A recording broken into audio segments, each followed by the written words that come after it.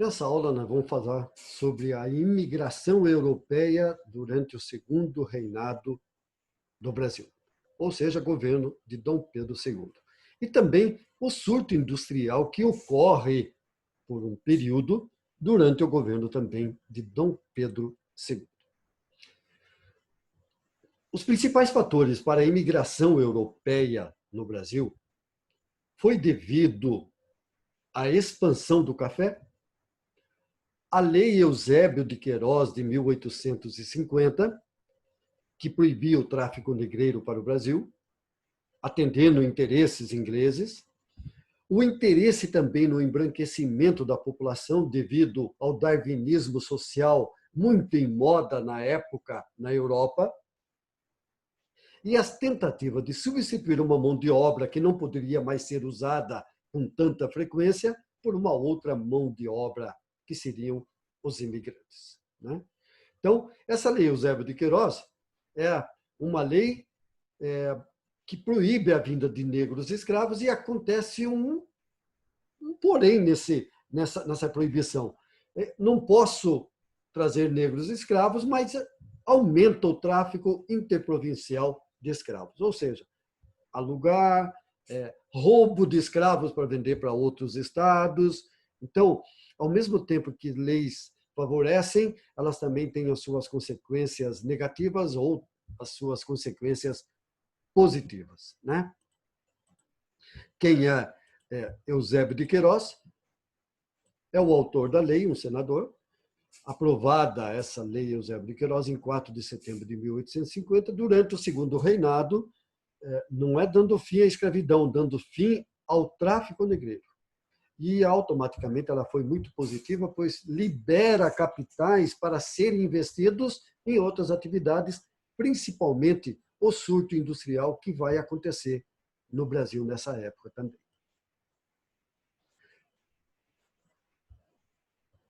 Para a vinda dos imigrantes para o Brasil, a primeira tentativa foi através do sistema de parceria em 1847. Vieram pelas mãos do senador Campos Vergueiro mais ou menos 80 famílias alemãs e suíças para trabalharem na fazenda de Campos Vergueiro, a chamada fazenda de Ibicaba, na cidade de Limeira. Qual é a promessa dessa vinda desses imigrantes? De que eles se tornariam parceiros na produção e no lucro. É claro que a agricultura é instável, e essa instabilidade também os imigrantes levavam na cabeça, como também o dono da terra. Mas a principal causa do fracasso desse sistema de parceria foi devido principalmente aos maus tratos e às dívidas adquiridas pelos imigrantes, que eram considerados pelos brasileiros como se fossem escravos brancos. Na realidade, os imigrantes vieram para o Brasil, para os brasileiros, eles estão vindo lá da Europa, mas devem ser escravos, sei lá, alguém que estava preso, alguém que estava fugitivo, alguma coisa nesse sentido. Não reconheciam eles como trabalhadores. Então, vamos compartilhar aqui a imigração ao Brasil pelo sistema de parceria, que foi o primeiro sistema de vinda de europeus para o Brasil. O sistema de parceria é a imigração europeia dentro do Brasil. Como não deu certo e os alemães voltaram, o Brasil levou muito tempo, desde 1847, que veio a primeira leva, levou muito tempo para convencer os europeus para virem novamente ao Brasil. E a segunda maneira da imigração europeia para o Brasil foi através do trabalho assalariado, em 1873, onde vieram imigrantes da Itália. Qual o motivo desses imigrantes aceitarem virem para o Brasil? Foi devido principalmente à unificação italiana. O sul da Itália continuou pobre, continuou agricultor, enquanto o norte, que havia feito toda a unificação, estava se industrializando. E também as grandes dificuldades que toda a Europa atravessava naquela época. A grande vantagem desse trabalho assalariado e a vinda dos italianos, é que os imigrantes, muitos desses imigrantes ficaram em solo brasileiro e muitos desses imigrantes italianos ajudaram posteriormente na industrialização do Brasil. Então, para a gente compartilhar algumas fotos.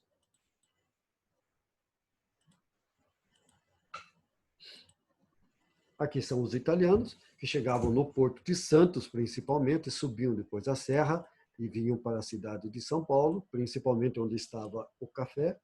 E aqui um cartaz onde está escrito em italiano para que os italianos pudessem saber aonde seguir, o que fazer quando estavam em solo brasileiro. Bom, então, imigração, sistema de parceria, sistema assalariado.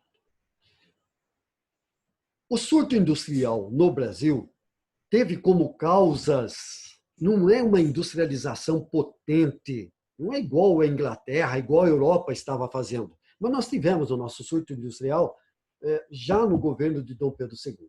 Quais são as causas do surto? As divisas vindas do café, principalmente devido à mentalidade dos varões do café, que eram mais empresários do que os donos do açúcar, o equilíbrio financeiro do império, a estabilidade cambial, o dinheiro brasileiro estava valorizado, vamos dizer assim, as divisas, principalmente pela não compra de escravos, quer dizer, estava sobrando dinheiro, a tarifa Alves Branco de 1840, que favoreceu a industrialização ou os têxteis do Brasil, em contrário aos ingleses, né? E essa tarifa Alves Branco aumentou bastante a alfândega para produtos ingleses. E surge como destaque nesse surto industrial durante o Segundo Império o Barão de Mauá ou Visconde de Mauá, o senhor Irineu Evangelista de Souza. Um homem de prestígio, um homem de mentalidade futurista. E ele vai conseguir, através desse equilíbrio financeiro do império e de emprestar dinheiro, principalmente às sobras, porque não se comprava mais escravos como se comprava anteriormente, ele faz grandes investimentos na navegação a vapor, em ferrovias, em transportes, no telégrafo, no comércio. Ele faz grandes investimentos nas finanças, ele cria o segundo Banco do Brasil pelas suas mãos. Também é criado o Banco Comercial do Rio de Janeiro e o Banco Mauá, que leva o nome deste empresário, né? Então, para compartilhar a ideia do senhor Evangelista, o surto industrial se deve principalmente às tarifas reduzidas dos produtos nacionais em decorrência dos internacionais, e a Lei Eusébio de Queiroz, que vai favorecer, e bastante favorecer, a sobra de dinheiro para poder fazer o surto industrial. Aqui é onde foram investidos, né, principalmente nas ferrovias, principalmente a ferrovia Santos-Jundiaí, que transportava o café, né, que vinha do interior de São Paulo até o Porto de Santos, e esse é o Barão de Mauá. Um grande homem, uma mentalidade de desenvolvimento. Também houve, com o Visconde de Mauá, o Barão de Mauá, o melhoramento, somente na cidade do Rio de Janeiro, da iluminação pública, do abastecimento de água, lajotamento de ruas, né? Mas o que é, como tudo acontece, sempre tem coisas que permanecem, tem coisas que fracassam. E acabou fracassando as ideias de Irineu Evangelista de Souza ou Barão de Mauá. Principalmente devido ao apoio excessivo do império em cima da agricultura. A pressão inglesa, que vai acabar com a tarifa Alves Branco, que depois foi substituída pela tarifa Silva Ferraz, que anulava o protecionismo às mercadorias brasileiras e, automaticamente, isso favoreceu os produtos ingleses. E também, principalmente, devido ao fato da Inglaterra forçar muito a permanência da escravidão no Brasil. Para os ingleses era muito necessário que os escravos fossem libertos, porque eles poderiam comprar sua própria mercadoria. Então, apesar do Barão de Mauá ter feito grande sucesso, os donos de terras acabaram suprindo, chegando até Dom Pedro II e forçando essa quebra da mentalidade do Barão de Mauá.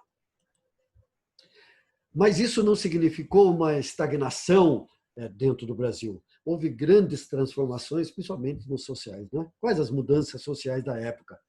O surgimento de um novo grupo social, os barões do café ou os cafeicultores, que automaticamente tinham uma ideia muito diferente em economia e política do que os antigos latifundiários do açúcar, do cacau, do algodão.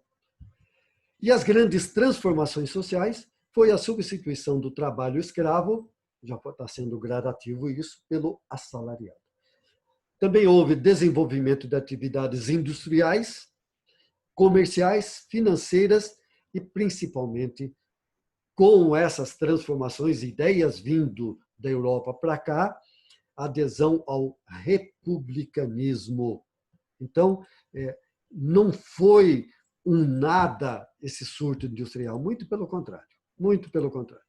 Houve grandes transformações e houve grandes melhoramentos para o Império do Brasil. Então, aqui está o Irineu Evangelista de Souza, Barão de Mauá, ou Visconde de Mauá, que foi um dos pioneiros na industrialização do Império do Brasil. Criando, então, bancos, comércio, melhorando as condições e as transformações sociais do Brasil da época. Espero que vocês tenham entendido e até a próxima.